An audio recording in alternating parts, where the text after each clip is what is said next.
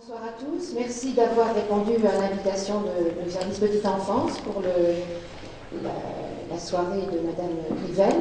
Le service Petite Enfance a préparé cette soirée pour vous, parents, professionnels, pour répondre aux questions sur les écrans. Madame Rivelle, qui est psychologue clinicienne, va pouvoir répondre à vos questions. Le but de ces interventions, c'est de pouvoir échanger autour du développement du jeune enfant, d'essayer de répondre aux questions qu'on peut se poser sur la connaissance du petit enfant, et puis d'accompagner aussi les professionnels dans les questions qu'elles se posent, et les familles aussi. On va ensemble échanger autour de cette question qu'est l'enfant face aux écrans. On va dire qu'il y a deux types d'écrans. La télévision, où on est passif, alors qu'avec un ordinateur, il y a les jeux et aussi les tablettes, il y a une autre fonction qui est celle d'interagir. Depuis quelque temps, il y a des chaînes de télévision qui sont proposées à destination des très jeunes enfants.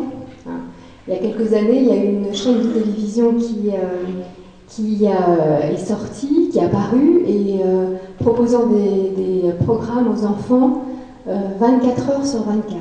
Ça a engagé une vraie réflexion mais finalement l'enfant devant la télé, est-ce que c'est bon ou est-ce que c'est pas bon? Le gouvernement a pris acte et a décidé de faire en sorte qu'elle ne puisse pas émettre la nuit. La télévision toute la nuit, et pour les petits enfants, c'est peut-être pas si bon que ça. L'enfant n'est pas du tout structuré de la même façon que les adultes. Et il ne regarde pas du tout de la même façon la télévision que nous. Sauf qu'il ne nous le dit pas. Un enfant qui naît ne sait pas qui il est. Il n'a pas conscience ni de son corps, ni de son esprit. Il va mettre une bonne année à déjà savoir que son corps lui appartient. L'enfant, pour apprendre ça, il a besoin de bouger. Un bébé, il est face à la télé, il n'est pas allongé, il est assis. La deuxième année de sa vie, l'enfant est encore plus dans le mouvement, parce que là maintenant il sait véritablement bien se déplacer, et il n'a qu'une idée en tête, c'est d'explorer tout ce qui se passe autour de lui. Un enfant qui est devant la télévision, il n'est pas en relation. Il subit les images. Que font les enfants à cet âge-là? Ils vont la regarder derrière la télévision. Ça, c'est universel. Ils vont la regarder derrière la télévision pour dire d'abord comment elle est rentrée dedans, et puis où est-ce qu'elle est. Une autre étape du développement de l'enfant, c'est une étape très importante qui s'opère aux alentours de 18 mois. On appelle ça la capacité de l'enfant à pouvoir se représenter les choses. Ça veut dire qu'il peut aussi comprendre les allées et les retours qui s'opèrent dans sa vie. Dans la télévision, tout ça, ça n'a plus de sens. Les gens partent et reviennent. Quand il est encore pris dans un petit film ou dans un épisode. Mais quand en plus on a ce qu'on appelle un zapper dans la main, et qu'on change de programme, et que pendant une minute il y avait une dame blonde qui parlait avec un monsieur brun, et puis juste après, c'est plein d'enfants. Comment on fait le lien entre toutes ces personnes? Qu'est-ce qu'elles veulent dire? C'est très difficile à comprendre. L'enfant qui est face à un écran de télévision, il se retrouve face à tout un tas d'énigmes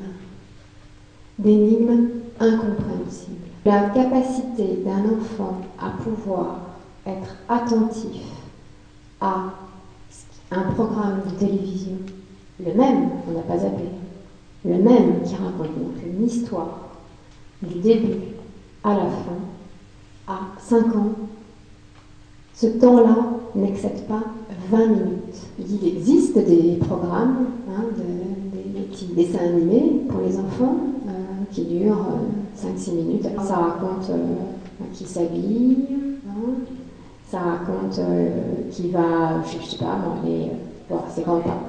Pardon? Faire sa toilette. Ouais, les événements de tous les jours. Pourquoi la répétition? Pourquoi on répète? Pourquoi les enfants veulent absolument relire 10 fois le même livre ou regarder 10 fois le même dessin animé? Ça les rassure de voir la même chose. Oui, ça les rassure. Ça les rassure et ils comprennent ce dont il a besoin aussi. Et voilà, d'être accompagné. L'enfant a un impérieux besoin de relations pour se construire. J'ai commencé déjà à vous donner un petit peu des pistes sur le jeune enfant, là où il en est dans son développement, des programmes qui soient adaptés à leur vie. Je dirais que la règle pour les enfants qui sont face à des tablettes ou des jeux, qui sont donc bien plus grands que nos 0-3 ans là, d'accord, c'est d'anticiper la règle et de la tenir. En lui fixant une règle, vous lui dites aussi implicitement « Je sais que tant de temps c'est bon pour toi, mais après ça ne le sera plus. » C'est clair qu'un enfant de 6 ans qui passe 3 heures sur une tablette, c'est très mauvais pour lui. Je me pose la question de savoir si les écrans auraient une influence sur l'hyperactivité de certains enfants. Tout à fait. Quand il y a une utilisation excessive des écrans, il y a des études qui ont été menées et qui ont montré que ça développait l'hyperactivité des enfants. On s'est rendu compte chez des enfants, donc l'étude était menée entre 7 et 24 mois, ils perdaient une dizaine de mots par jour. Il y a un très grand, ici, je ne sais pas si vous connaissez, qui s'appelle Sachtis. Il avait mis en place une règle qui s'appelle la règle des 3, 6, 9, 12, 3 ans, pas d'écran. Ensuite, 6 ans, c'était pas avant 6 ans devant un écran d'ordinateur ou de tablette. La règle des 9 ans, c'est pas Internet avant 9 ans. Et accompagner jusqu'au collège. Et 12 ans seul, en fait, avec prudence. C'est qu'à 9 ans, l'enfant n'est pas en capacité de comprendre le fonctionnement d'Internet. Et entre autres, de savoir que toutes les informations qu'on laisse sur Internet tombent dans le domaine public. Là où on est en difficulté aujourd'hui avec les écrans, c'est que c'est nouveau. Donc on ne sait pas quels sont les impacts sur l'enfant. Certainement nous qui sommes plus dépendants de la télé, je parle de la télévision,